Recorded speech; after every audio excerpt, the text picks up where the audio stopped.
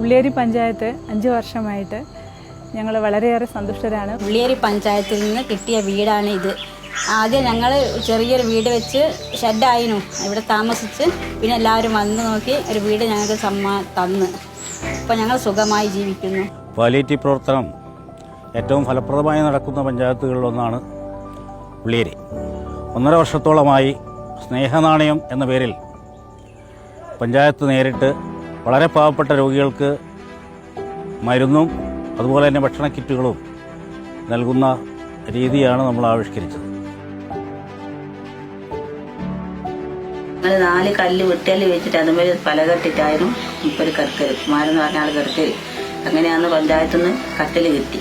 പിന്നെ ഒരു കട്ടിൽ എനിക്കും കിട്ടി. ഇപ്പം ഞങ്ങൾ നിലത്ത് കിടക്കാതെ കട്ടിൽ മേലാണ് കിടക്കുന്നത്. ഞങ്ങളൊക്കെ പഠിക്കുമ്പോൾ ഏറ്റവും വലിയ പ്രശ്നം എന്ന് പറയുന്നത് കയറ്റം കയറി വണ്ടി പോകില്ല എന്നുള്ളതിനും റോഡിന് ഭയങ്കര ബുദ്ധിമുട്ടായിരുന്നു. അപ്പോൾ ഉള്ളിയേരി പഞ്ചായത്ത് ഞങ്ങൾക്ക് ഏറ്റവും കൂടുതൽ ഉപകാരപ്രദമായ ഒരു കാര്യം എന്ന് പറയുന്നത് റോഡ് നന്നാക്കി എന്നുള്ളതാണ്. അപ്പോൾ അതിനുശേഷം എല്ലാ വണ്ടിയും ഞങ്ങൾക്ക് സുഖമായിട്ട് മേലെ എത്തി തുടങ്ങി.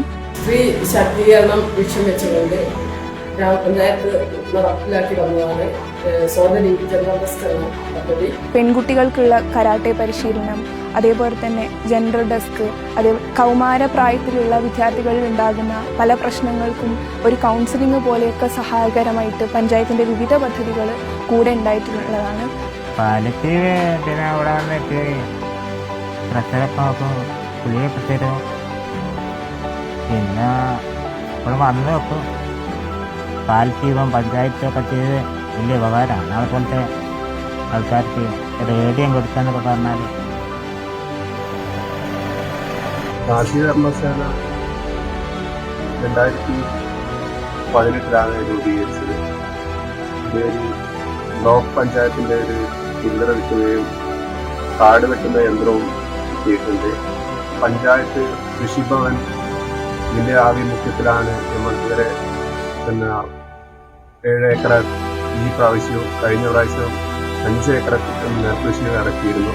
ഒരു കൊല്ലം പശുവിനെ പഞ്ചായത്ത് കിട്ടിയിട്ട് 3 പ്രസവം കഴിഞ്ഞ് 2 മക്കളെ വിറ്റ് പിന്നെ അതിലുള്ള കുട്ടി ഒന്നാമത്തെ പ്രസവമാണ്. അതുകൊണ്ട് വരുമാനം കിട്ടുന്നുണ്ട്.